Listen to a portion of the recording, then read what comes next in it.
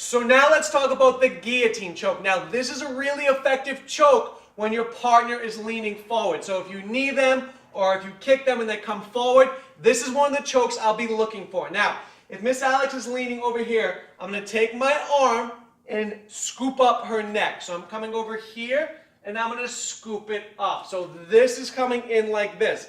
My other hand's going to grab it and then pull up. So when I'm here, I lock it in, I grab, and now I'm going to come stand straight up. Now a couple things with this.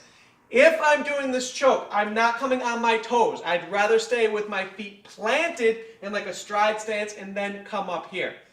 In addition, if I'm not getting the choke, it probably means that my elbow is flared out. So if I'm doing the choke like this with my elbow flared out, I don't have the connection that I need. So what I do from here is I bring my arm in like I'm tucking a football into my body, and then I start to apply the choke that way, because you can also get a neck crank. So let's watch that from the other side. So if I'm over here, I'm going to scoop around and lock up. Now from here, I grab and I stand up straight, and that's how you get your guillotine choke. Now let's move on to our guillotine choke from the guard. Now, one of the things I want to show you is when I do the guillotine choke on her, I'm wrapping my arm around her neck.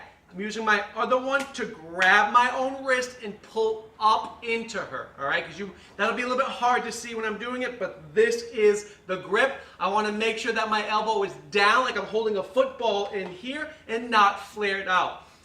I can tell you as a little tip, if you think you have everything right with the guillotine choke and it's not working, it's probably because your arm is still flared out like this. Make sure you come in like that.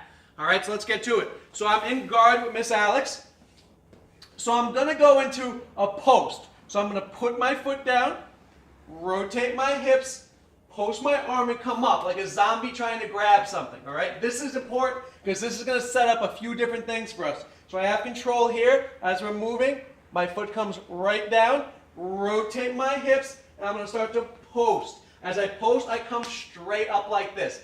This is important because I could be setting up a few different things. So if she's trying to defend, she won't actually know what I'm actually doing, and it gives me the advantage. So if I'm over here, I'm going to rotate out and then post. See how I did that all as one motion, just like that, in. So if you're just working that position, I'm coming up this way, and you can see how I get that wrist control as well. Now, from here, what I'm going to do, put my foot down, I'm in this position.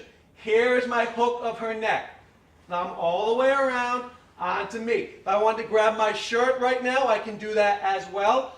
I'm going to come right back into my guard. So now I have control. This hand is going to come into that grip I showed you.